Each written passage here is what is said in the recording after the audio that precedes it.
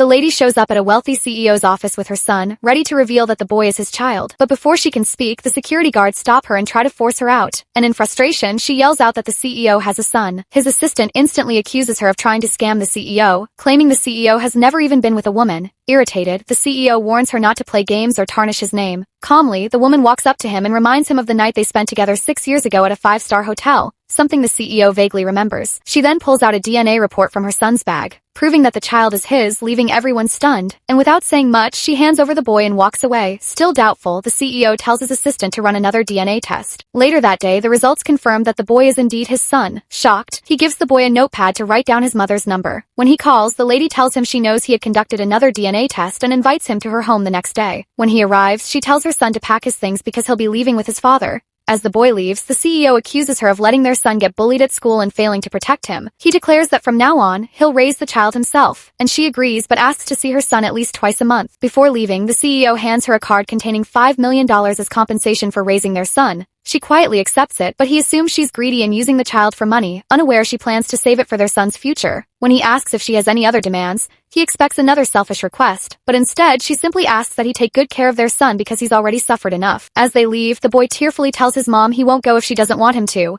She says nothing and shuts the door. Moments later, a woman and her thuggish husband arrive at her apartment because the lady had beaten up the woman for bullying her son in school. Meanwhile, the CEO and his son pass them without realizing the danger. In the car, the boy sees the couple and recognizes them. Just then, his grandmother calls, but he ignores it. And when the CEO asks why, the boy reveals that his grandma always begs his mom for money under the guise of illness but spends it recklessly, and sometimes calls him a bastard. Then the CEO recalls seeing the grandmother beg for money and the lady refusing, and suddenly realizes he had misjudged her. The boy confronts his father, asking if he thought his mother was a bad person, and was that why he didn't help him plead with her. The CEO lies and says he tried but she refused, and the boy calls him useless. Confused, the CEO asks why the boy still wants to go back to his mom, especially when she treats him badly. The boy replies that she had always treated him well and he insists on going back home. The CEO coldly tells him that his mom had accepted $5 million to give him up. The boy pulls out the card and hands it back. He explains that his mom told him that if his father ever treats him badly, he should use the money and come back home. He also told his father of how his mom fought another boy's mother for bullying him, and that the woman had threatened to take revenge, and that he saw the couple at the gate earlier. Realizing the danger, the CEO finally connects the dots. Those were the same people he had just passed at her apartment, and he immediately orders the driver to turn around.